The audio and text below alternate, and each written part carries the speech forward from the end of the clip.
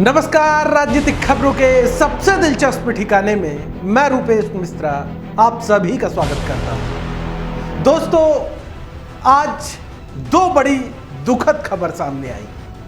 पहली खबर रही सुबह सुबह ही मीडिया जगत के बड़े नाम रोहित सरदाना आज इस जहां को अलविदा कह गए।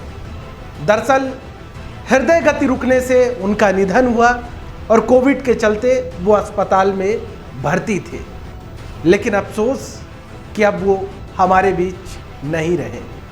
लेकिन दोपहर होते होते, शाम होते होते एक और खबर आ गई कि शूटर दादी भी अलविदा कह गई।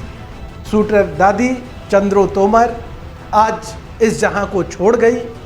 वो कोरोना संक्रमित थी और जब वो कोरोना संक्रमित हुई थी तब उन्होंने खुद सोशल मीडिया के मार्फत ये जानकारी साझा की थी।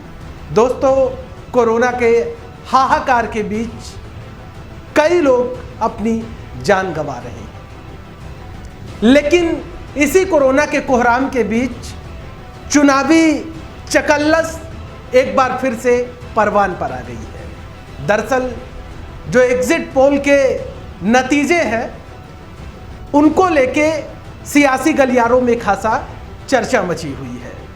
दरअसल एग्जिट पोल के नतीजे किसी नतीजे तक नहीं पहुंच पाए हैं। ये कह पाना कि किसकी सरकार बनेगी किसकी नहीं बनेगी बड़ा कठिन है, क्योंकि कहीं भारतीय जनता पार्टी यदि बंगाल की बात करें तो कुछ सर्वे एजेंसियां भारतीय जनता पार्टी को बढ़त बता रही हैं तो कुछ टीएमसी को बढ़त बता रही, इसलिए गफलत की स्थिति है। शायद इसी का नतीजा है कि कांग्रेस पार्टी को एग्जिट पोल के परिणामों पर एतबार ही नहीं है और कांग्रेस पार्टी के नेताओं का कहना है कि इंतजार कर लेना चाहिए। 2 मई का दूध का दूध पानी का पानी हो जाएगा।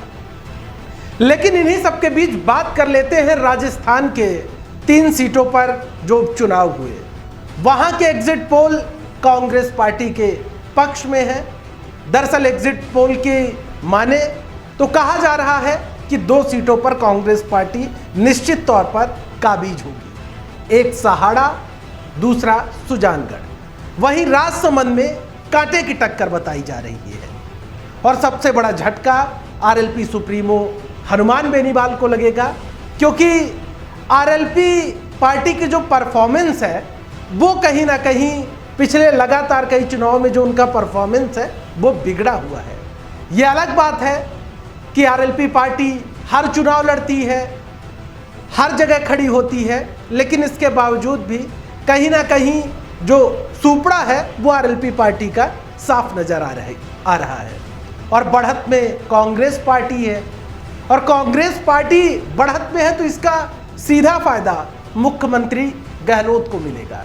यानी जो पायलट कैंप है, पायलट कैंप को कहीं ना कहीं झटका लग सकता है यहाँ पर, क्योंकि उपचुनाव में से सचिन पायलट और पूरे उनके कैंप के जो नेता हैं सभी ने पूर्ण रूप से दूरी बना रखी थी और तमाम राजनीतिक विश्लेषक भी कह रहे थे कि पायलट कैंप को 2 मई का इंतजार है, क्योंकि ये परिणाम तय कर देंगे कि राजस्थान की सियासी दिशा और दशा क्या रहेगी। लेकिन इसी बीच यदि एग्जिट पोल के अनुसार ही एग्जिट पोल परिणामों में बदल गए 2 मई के, तो जाहिर तौर पर सूबे की पूर्व मुख्यमंत्री वसुंधरा राजे की चांदी हो जाएगी, क्योंकि वसुंधरा राजे भी इन उपचुनाव से दूरी बनाई हुई थी। सतीश पुनिया फ्री हैंड थे, लेकिन जब एक सीट राजसमंद बस यदि भाजपा जीतती है या वहां पर भी कांटे की टक्कर बताई जा रही है तो भारतीय जनता पार्टी को कड़ा झटका लगेगा और इसका सीधा पॉलिटिकल माइलेज